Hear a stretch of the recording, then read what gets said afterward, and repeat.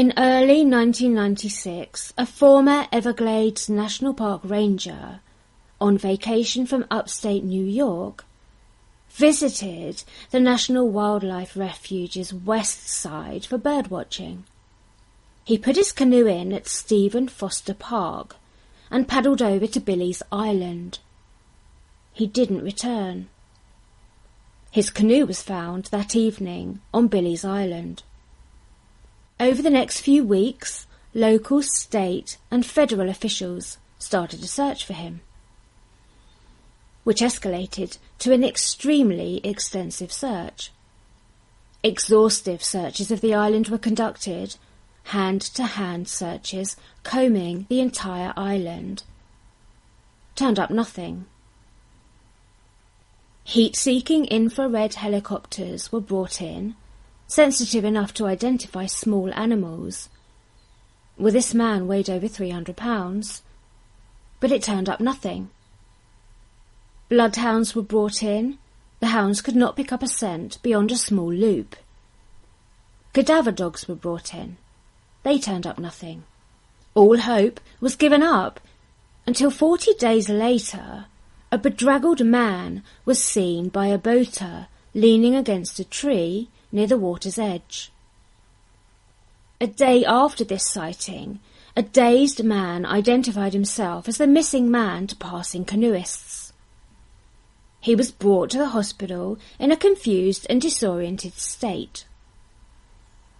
He was not very informative as to what had happened to him. The man insisted he'd been wandering aimlessly on the island the whole time. The island is a small, well-used island. Federal, state and local officials in the searches didn't buy his story, wrote the newspaper. He has never publicly stated he was abducted. Speculation around the swamp is he was taken from the island without his knowledge, then returned sometime after the search had been scaled down, with his memory seemingly erased. A classic UFO abduction, they say. Well, was it? It's certainly a baffling tale, and in fact, by checking archives of newspapers from back then, it appears that this man's disappearance really did happen. The man who went missing was called Mike Goodell, and he was a former ranger at Everglades National Park.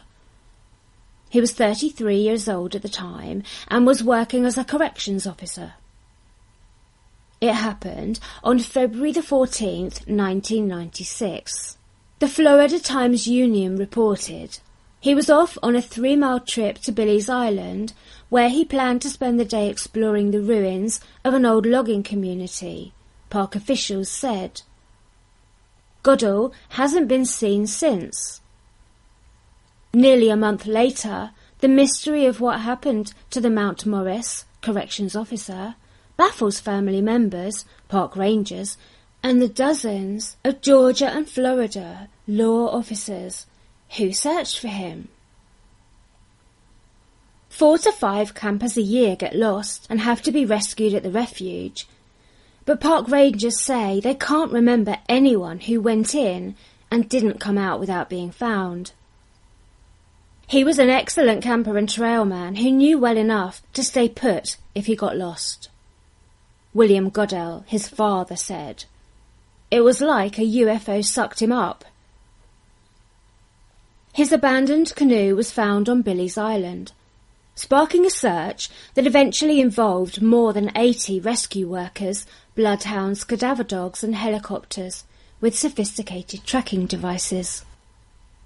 AP News wrote, former Everglades National Park Ranger Goodell disappeared February the 4th after paddling his canoe to Billy's Island, a desolate area in the swamp. Despite an extensive search of the 8-square-mile island, Goodell never was spotted until volunteers found him Friday on a trail near the spot where they had discovered his canoe early in the rescue operation.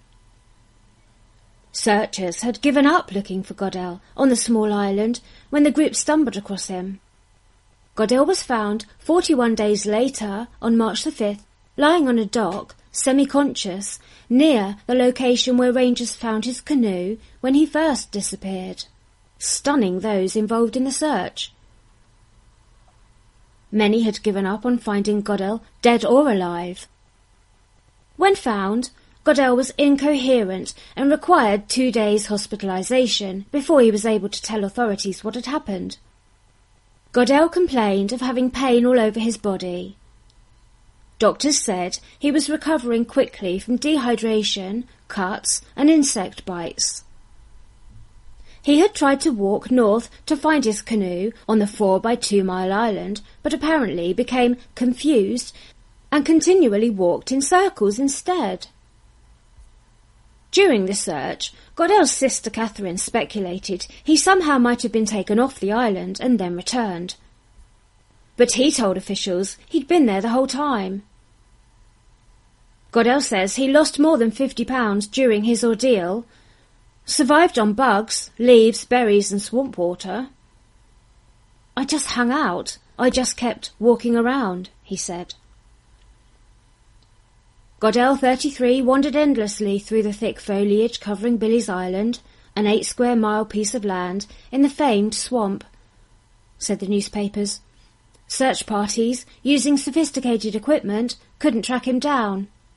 Lost February the 4th, he was found Friday by park volunteers after he finally relocated his lost canoe. They said, "Are you that missing guy?" And I said, "Yeah," said the former ranger. A camper since he was a teenager and once a ranger at Everglades National Park, he concedes he may have walked in circles until he got lucky and found the canoe. The disappearance baffled many because he was an experienced National Park ranger with extensive camping experience. A search involved more than 80 rescue workers, hounds, cadaver dogs, helicopters. After he returned to New York, many involved in the search cast doubt about Goodell's whereabouts during the search. They said it was impossible for the 5'5", 275-pound man to avoid detection if he was on the island, which is 2 by 4 miles long. So was he simply just lost on the tiny island and walking round and around in circles, as he thinks?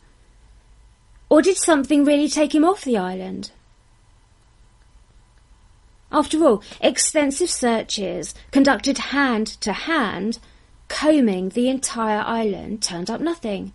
Heat-seeking helicopters, sensitive enough to identify small animals, found nothing. The cadaver dogs found nothing. The bloodhounds found nothing. The hounds could not pick up a scent beyond a small loop. Well, why couldn't they find him? Had he somehow been taken from the island during the time he was missing? If so, what had taken him? And what had really happened to him? How could he have been walking around in circles on the tiny island for 40 days and 40 nights and never been seen?